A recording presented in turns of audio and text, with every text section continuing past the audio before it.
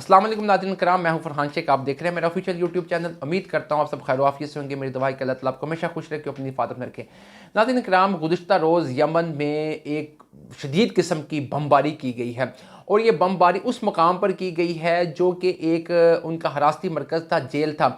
और जेल पर बमबारी करना गोया यूँ कहा जाए कि ये एक जंग को छेड़ने के मतरादफ है, क्योंकि जंग के भी कुछ असूल होते हैं, एक दूसरे पर हमला करने के भी कुछ असूल होते हैं। अब की जानब अरब इत्तेहाद की जानब से इसको बिल्कुल नज़रअंदाज किया गया और उन्होंने जो टारगेट किया गया था ज़्यादा लोगों को हलाक करने के लिए, तो वो उल्टा उनके गले पड़ चुका। अरब इत्तेहाद के मोहम्मद बिन सलमान, जिसको इसकी सारी ज़ेर परस्ती में सब कुछ अरब इत्तेहाद चल रहा है, जो उनके उल्टा गले पड़ चुका है। ये है क्या और इसको क्यों नहीं कबूल किया जा रहा? और अब इसमें हिजबुल्लाह भी, जिसको ईरान भी अब इस जंग में कूद चुके हैं। अब ये जो जंग के बादल मशरिक़ वस्ता में मंडला रहे हैं, इनका होगा क्या, इसमें से निकलेगा, ये सब कुछ मैं आपको वीडियो में तफसील शेयर करूंगा।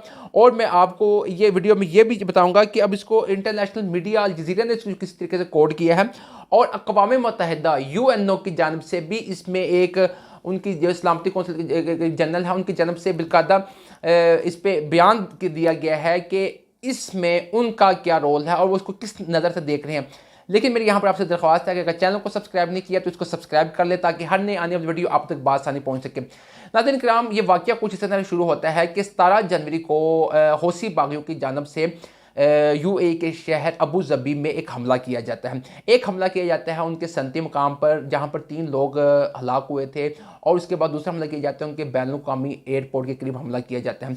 उस हमले के नतीजे के तौर पर जो ये अरब इत्तेहाद है, इनको अब इस चीज़ पे ये इत्तेहाद कर लेते हैं, इनको सूझ जाती है कि इस किस्म का जो हमला, हौसी बागियों का हमला जो उन्होंने UAE के मरकज़ में आके हमला किया है और जो ड्रोन टेक्नोलॉजी जो इन्होंने इस्तेमाल की है और जो इन्होंने ये अपना मामलात इख्तियार किए हैं, इनकी इस कदर इनकी रिसर्च बढ़ गई, इस कदर इनकी रेंज बढ़ गई है कि जो इन्होंने हमारे ऑयल डिपो के करीब हमला किया, संदी मुकाम पर हमला किया, हमारे एयरपोर्ट पे हमला किया, तो ये आगे भी बढ़ सकते हैं। तो उन्होंने इससे बदला लेने का सोचा। जब उन्होंने बदला लेने का सोचा, उस बदले के रद्द अमल के तौर के ऊपर इन्होंने यमन के शहर सादा के मकाम पर एक हिरासती मरकज़ जेल था, जिसके ऊपर हमला किया। अब जंग के भी कुछ कानून होते हैं, लड़ाई के भी कुछ कानून होते हैं। कानून कुछ इस तरह से होते हैं कि अब जब जंग लड़ी जाती है तो उसमें ना बच्चों को पर हमला किया जाता है, ना औरतों पे हमला किया जाता है और ना ही अस्पताल के ऊपर हमला किया जाता है और ना ही जेल जैसी जगहों के ऊपर हमला किया जाता है। ये जंग के भी सूल होते हैं। लेकिन अब अरब इत्तेहाद की जानब से ताकत के नशे के अंदर उनसे बदला लेने की खातिर इन्होंने उनके ऊपर हमला किया, यमन के शहर। और इस हमले के नतीजे के तौर के ऊपर यमन की जानब से, जो उनकी हौसी बागियों की जानब से, इस पे हमले की तस्दीक कर ली गई है। उन्होंने कहा है कि तकरीबन 100 से ज़ायद लोग इस हमले में हलाक हुए हैं। और लेकिन जो अब जो यहाँ पर मशरिक़ वस्ता के जो अखबार हैं, उन्होंने भी इस हमले की तस्दीक की, लेकिन उन्होंने कहा तकरीबन 70 लोग, मतलब 70 लोग जो हैं वो इस हमले में हलाकत का बाइस बने हैं। अब जो मोहम्मद बिन सलमान जो इस तमाम मामले को लीड कर रहे हैं, जो अरब इत्तेहाद को लीड कर रहे हैं, इन्होंने इस हमले को हुआ तो इनकी जानब से ही है, क्योंकि जिस नौयत का हमला इन पर किया गया है हौसी बागियों पर, क्योंकि अब जो हौसी बागियों की ही इनके साथ लड़ाई चल रही है। गोया यूँ कहा जाए कि एक तरफ हौसी बागी और दूसरी तरफ जानब अरब इत्तेहाद है। तो ये इन दोनों की लड़ाई चल रही है। और ये जो हमला अबू ज़बी एयरपोर्ट के हमले की नज़र में ही किया गया, उसका बदला लेने की सूरत में ही ये जो दूसरा हमला किया गया है, जो यमन के शहर सादा की जेल पर हमला किया गया है। अब अरब इत्तेहाद की जानब से इस हमले को एक्सेप्ट नहीं किया जा रहा। वो कहते हैं कि ये हमला हमने नहीं किया, क्योंकि अब हमले का हो सकता है उनसे गलती हो गई हो और ये जेल पे हमला कर दिया गया हो। और जेल पे जब, जैसा कि मैंने आपको बताया कि जंग के भी सूल होते हैं, जेल पे हमला नहीं किया जा सकता है, तो शायद वो इससे मुंह मोड़ने के लिए कह रहे हैं कि हमला नहीं किया। लेकिन ये हमला उनकी जानब से ही किया गया है और यमन की जो शहर के ऊपर जेल पे जो हमला किया, ये सऊदी इत्तेहाद, अरब इत्तेहाद की जानब से हमला किया गया है। और अब UNO जो अक़वाम मुत्तहिदा के सलामती कौंसिल के जो जनरल हैं, उन्होंने इस पर बिल्कुल मज़म्मत की है। उन्होंने कहा है कि ये बिल्कुल गलत तरीक़ाकार है और जो जेल पे हमला करना है, इस पे अरब इत्तेहाद पे उन्होंने तनकीद की है। उन्होंने कहा है कि ये उनका जो हमला है ये सरासर गलत है और उनको आइंदा इस तरह के हमलों से बचना चाहिए और आइंदा इस तरह के हमलों के लिए उनको अपना सोचना चाहिए।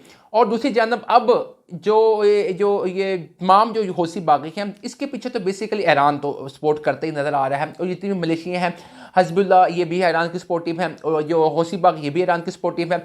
अब हिजबुल्लाह भी इस मैदान में आ चुकी है, और हिजबुल्लाह ने सैयद हसन नसरुल्लाह जो हिजबुल्लाह के लीडर हैं, उन्होंने बाकायदा इस चीज़ पर कहा है कि ये जो मामला अगर बढ़ रहे हैं तो ये जंग की तरफ जाने के बाइस बन सकते हैं, क्योंकि अब ये पैर दर पे हमले 17 जनवरी को उन्होंने हमला किया, फिर सऊदी अरब इत्तेहाद की जानब से हमला किया गया, फिर उनकी जानब से फिर ये यमन के शहर सादा पे हमला किया गया। तो इससे जंग के जो बादल है वो यमन समेत ये पूरे अरब में अब ये मंडलाते हुए नज़र आ रहे हैं। तो अब जो अब मामला तो कुछ एक तरफ हल होने जा रहे थे, क्योंकि अभी हालिया ही ईरान और सऊदी अरब के दरमियान में ताल्लुकात कुछ बेहतर हो रहे थे सफारती सतह पर। ईरान का जो सफारती डेलीगेशन है वो जद्दा पहुंचा था, तो उनसे मुज़ाकरात चल रहे थे, और जो नए मुंतखब होने वाले वहाँ पर जो सदर हैं इब्राहिम रईसी, उन्होंने भी कहा था कि हम सऊदी अरब के साथ अच्छे ताल्लुकात चाहते हैं। लेकिन दूसरी जानब की जो लड़ाई चल रही है यमन की और उसके बाद सऊदी अरब इत्तेहाद की, तो ये भी एक मामला को ना एक संजीदा नोयत की सूरत इख्तियार कर रही है। तो अब मामला जो हैं ये एक इत्तेहाद था, अरब इत्तेहाद और यमन के दरमियान, इनको बैठ कर चाहिए इस मामले को हल करें, और जो ये मामलात हैं, और ईरान को भी चाहिए, क्योंकि बेसिकली ईरान ही जो है जो हिजबुल्लाह को सपोर्ट करता है, उनकी माली इमदाद करता है, और दूसरी तरफ ईरान ही है जो इस यमन की इमदाद करता है, जो इनकी सपोर्ट करता है, इनको असला फ्राहम करता है, इनकी तमाम जितनी भी इनकी ट्रेनिंग्स हो गई और इनके फ़ंड इनके लिए इकट्ठे करता है, और इनको जो तमाम इनकी जो दफाई ज़रूरियात है ये ईरान पूरी करता है। दूसरी जानब जो सऊदी अरब इत्तेहाद वाले, अब जिसमें सऊदी अरब सबसे मजबूत अरब इत्तेहाद में सऊदी अरब हो गया, UAE हो गया, अबू धाबी हो गया, उसके बाद ये जितना मस्कत हो गया, और ये इस तरह के जितने कुवैत, ये मालिक में शामिल है अरब इत्तेहाद में, और इनका जो डिफेंस सिस्टम है, अब तो ये एक चीज़ क्लियर हो गई कि इनका डिफेंस सिस्टम नाकाम हो चुका है, क्योंकि जिस तरीके से जैसे अबू धाबी पे जो हमला हुआ है और उसके बाद 2 हमले किए गए, ड्रोन हमले किए गए, तो इनका डिफेंस सिस्टम इसको कंट्रोल करने में बिल्कुल नाकाम रहा। और शाह सलमान भी अब इस पर बहुत सोच रहे हैं। अब एंटोनी ब्लिंकन से जो अमेरिकन वज़ीर ख़ारजा है, उन्होंने इस चीज़ से रिक्वेस्ट की है कि आप हमें मतलब हमारी सिक्योरिटी को मज़ीद मजबूत किया जाए, ताकि जो मुस्तक़बिल में इस तरह के हमले से हम बचा जा सके, क्योंकि अगर इस तरह के हमले होंगे मुस्तक़बिल में तो ऑयल रिफाइनरी को भी नुकसान पहुँच सकता है। और बल्कि हौसी बागियों की जानब से इस चीज़ का बिल्कुल ऐलान किया गया है कि हम जो अगला टारगेट है वो ऑयल रिफाइनरी को बनाएंगे, और जिससे ऑयल रिफाइनरी के नुकसान से बहुत नुकसान हो जाएगा। और मोहम्मद बिन सलमान की जानब से भी ये धमकी दी गई कि अगर कोई हमला किया गया तो फिर ऑयल की कीमत हम बढ़ा देंगे, क्योंकि ऑयल पैदा करने वाले में एक ईरान है, और उसके बाद इराक भी काफ़ी हद तक है, और दूसरा सऊदी अरब भी है। बल्कि बड़े में सऊदी अरब का शुमार सबसे ऊपर होता है कि सबसे ज़्यादा ऑयल प्रोड्यूस करने वाले ममालिक में शामिल है। तो उन्होंने धमकी दी है कि अगर इस तरह का कोई हमला या जंग कोई मसलत की गई तो हम ऑयल की कीमत बढ़ा देंगे। ऑयल की कीमत बढ़ाने का नुकसान दूसरे मालिक को बहुत ज़्यादा होगा, क्योंकि उनकी तमाम मसनूआत, तमाम मामला उनके ऑयल के ऊपर चलते हैं। तो नाज़रीन किराम, ये अब तक की अपडेट थी जो जंग की सूरत हाल, जो ये हालिया गुज़िश्ता में हमले हो रहे हैं, तो इससे इजनाब करना चाहिए दोनों मुल्कों को। ये अपडेट थी जो मैंने आपके साथ शेयर की है। नाज़रीन किराम, मुझे दीजिएगा इजाज़त, अगली वीडियो में मैं आपके साथ फिर मुलाकात करूँगा। लेकिन यहाँ पर मेरे आखिर में फिर आपसे दरख्वास्त है, अगर चैनल को सब्सक्राइब नहीं किया तो इसको सब्सक्राइब कर ले, ताकि हर नई आने वाली मुस्तंद खबरें वीडियो आप तक बासानी पहुँच सके। मुझे दीजिएगा इजाज़त, अल्लाह निगहबान।